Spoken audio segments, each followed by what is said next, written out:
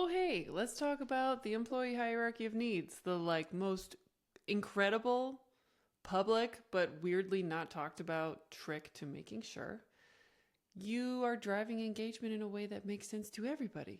So, without further ado, allow me to level up your career. Has this ever happened to you? Have you ever worked really hard on a employee initiative? In this example, you have launched career mapping and recognition. Yay! And employees are like, okay, we don't care. That's nice. Or they don't participate.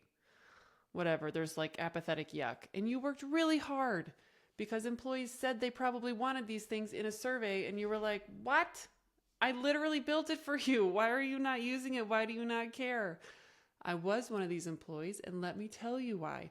But first, we need to go back to high school and talk about Maslow's hierarchy. Do you remember how there's certain needs that have to be met in order for you to get to your highest self? We can't be naked and afraid and alone out in the woods. And in this example, someone who's lost it all and is homeless. We can't all of a sudden then the next day be like, I'm going to be a pop star and just make it happen.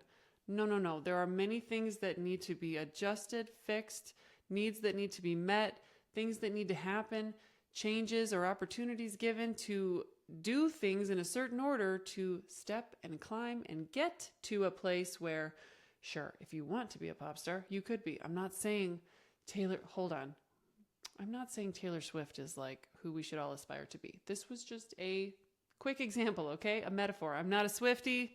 I don't get it. If you are, I love that for you. It was just a quick example. But you remember Maslow's hierarchy. We have to do things in order to build on who we are and get to our highest self. There's the same concept for the workplace. Gallup is so cool. They have created an employee hierarchy of needs. And I'm going to pause right here so you can screenshot. But it's also in the guide in the description below with a bunch of other helpful scripts for you to use to talk to executives about it. Excuse me. But this is basically your engagement survey. These are the same statements. So when you send your annual engagement survey, you use this as a framework to figure out what to focus on. And it keeps you from accidentally working on something that sounds loud, sounds important, like that recognition program. In the last 7 days, I've received recognition, blah, blah, blah. Number 11, in the last 6 months, someone's talked to me about my progress. Or the last year I've had opportunities to work at work to learn and grow. That's career mapping and recognition, but they're higher up on the pyramid. And most organizations are stuck at the bottom rung. I have lived this. You have lived this without even knowing it. And knowing what's expected of you at work was the bane of my existence. And it's why I overworked and burned out and never took vacation and was constantly searching for what was wrong with me and which way is up and is this good enough and what's my budget? What's it going to take? It's most companies are stuck on the bottom rung because it's a goals issue. It's a company values issue. Like, how do we treat each other? Why does the brilliant jerk get to exist? Why does the brilliant jerk even fit in against our company values? It's a manager issue. I don't know what's due when or what the priority is. Everything's due all the time. Every request that comes in, we have to do it right away. There's no project management tool. There's no sense of done. Most companies are stuck at the bottom rung.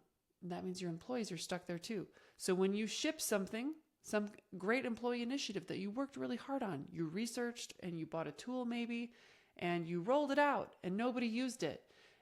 That's just an indicator that you went too high up on the hierarchy. Yes, employees may have asked for it in saying in your engagement survey, no, I don't feel like I get recognition. But that doesn't mean you go buy glitter tap shoes for a homeless person because they're like, I need food. I need shelter, safety, and mental health. I need help with all of these things first. Thanks for the red tap shoes that are sparkly. I don't need these. And that's what happens. That's exactly how we feel subconsciously when you ship something and we're like, Can my manager not traumatize me, please? So I just want you to know that you now have access to driving engagement in a much more meaningful way. This is like your blueprint to make sure you're not laying awake at night like, is this the right thing for me to focus on? Oh, I hope it goes well. Oh, I'm working really hard on this. You will never question again if what you're working on is the right focus, because your employees will tell you in your engagement survey, check out that lesson, and your employee hierarchy of needs will tell you which things to focus on first so that you don't accidentally give tap shoes to someone who's homeless. Yeah, it's really cool that it maps directly to engagement survey feedback. Gallup was really smart by doing that. I love Gallup. I will never stop talking about them. They researched the global disengaged workforce for 4 decades now, almost 5. So they pretty much have it figured out. And you're going to start to see when you work on things in order, it's going to give you a ton of confidence because it's going to make sense to your employees and they will buy into it. And there's going to be times where your executive is like, work on career mapping because that's what they said they wanted. And that's what's going to sound really good to the board. So just do that, okay? And you need to hold your ground. And in the guide, in the description of this lesson, I want you to download it because you're going to have moments where your CEO, who's very well-intentioned, is like, go do career mapping. And you have to say, I think you're adorable, but why do you hate revenue? Which is not what you're going to say. But for the sake of me teaching you, you need to get them to understand that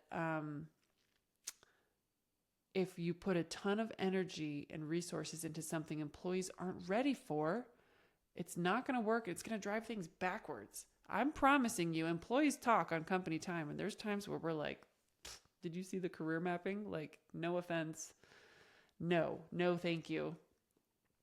It's not personal. We're not ever making fun of you. In fact, we often don't know you very well because you're so busy and we are busy, and it's really not personal. It's just like missing the mark on what the company is thinking that we want. So there's ways for you to get the executives on the other side of like, let's just go and work on something shiny and exciting from the survey results. There's a way to get them to understand that this becomes your roadmap. And now it's great to see all the things that you could work on. And one day you will, but you're not going to work on certain things right away because employees aren't ready. They have asked for other things to happen first. And you can show them the hierarchy of needs and say, this is why you hired me. And I am so excited to help you hit your business KPIs. You need me to help you make sure that we make the right decisions with our revenue drivers so that you hit those goals. That's why I'm here.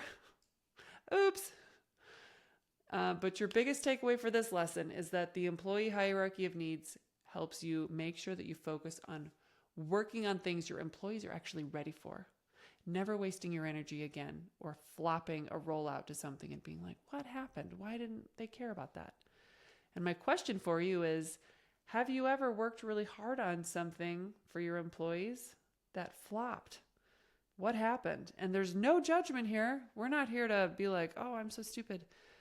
But reflect back on your career and think, when was a time you wish you would have had the employee hierarchy of needs because you rolled something out and it just was not it was not accepted. I am not laughing at you.